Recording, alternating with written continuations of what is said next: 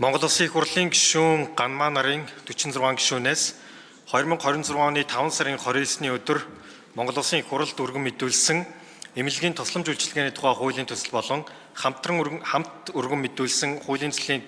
хилцэх хэсэг асуудлыг хүний хөгжил нийгмийн мэдлэгийн байнгын хороо 2026 оны 6 сарын 17-ны өдөр хуралдаанаараа хилцлээ.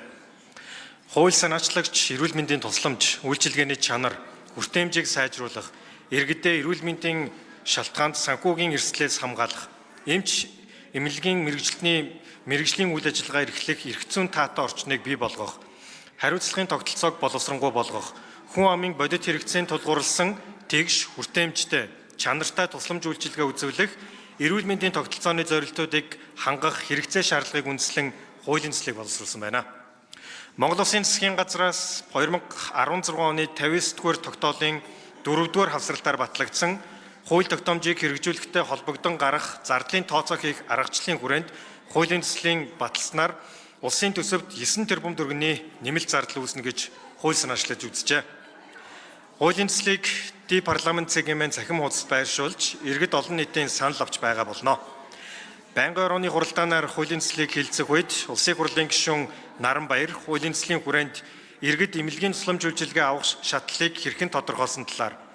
өрхийн эрүүл мэндийн төвийг шаардлагатай тунагд хөрөмжөөр хангаж үйлчилгээг сайжруулах болон улсын эмнэлэгт ажиллаж буй эмч нарыг сэлгэн ажилуулах зохицуулалт туссан эсэх талаар улсын их хурлын гишүүн Бат Найрамдал хуулийн төслийг боловсруулахад суурь судалгаа хийгдсэн эсэх судалгааны дүгнэлтийн талаар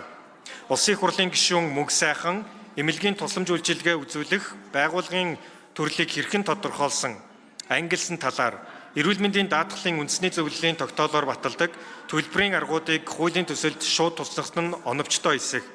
эмнэлгийн тусгай зөвшөөрлийн зохицуултыг орхигдуулсан талаар,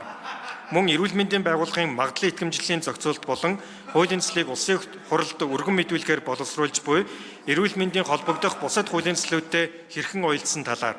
улсын хурлын гишүүн Саран Чулуун эрүүл мэндийн салбарын хүний нөөцийн тооцоолол, дэд бүтэц, өрөх, сум тосгоны эрүүл мэндийн төвийн үйл ажиллагааны стандарт бүтцийн өөрчлөлийн талаар тус асууж хариулт авсан болно.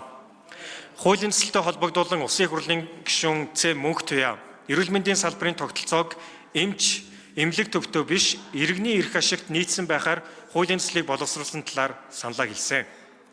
Эмнэлгийн тусламж үйлчилгээний тухай хуулийн төслийг байнгын орооны хуралдаанаар оролцсон гишүүдийн олонх буюу 75% саналаар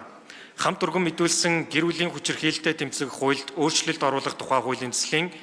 68.8% саналаар эрүүл мэндийн тухай хуульд нэмэлт өөрчлөлт оруулах тухай хуулийн төслийг 81.3% саналаар эмнэлгийн хэрэгслийн тухай хуульд өөрчлөлт оруулах тухай хуулийн төслийг 81.3% саналаар эрүүл мэндийн даатгалын тухай хуульд нэмэлт өөрчлөлт оруулах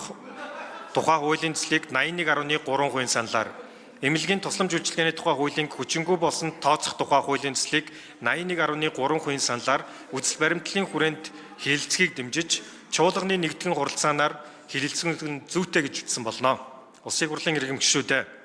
эмнэлгийн тусламж үйлчилгээний тухай хуулийн төсөл болон хамт өргөн мэдүүлсэн хуулийн төслүүдийг хэлэлцэх хэсгийг хилцүүлэг явуулах талаарх хүний хөгжил нийгмийн бодлогын байнгын орооны санал дүгнэлтийг хэлэлцэн шийдвэрлэж өгөхийг та бүхнээсээ хүсье.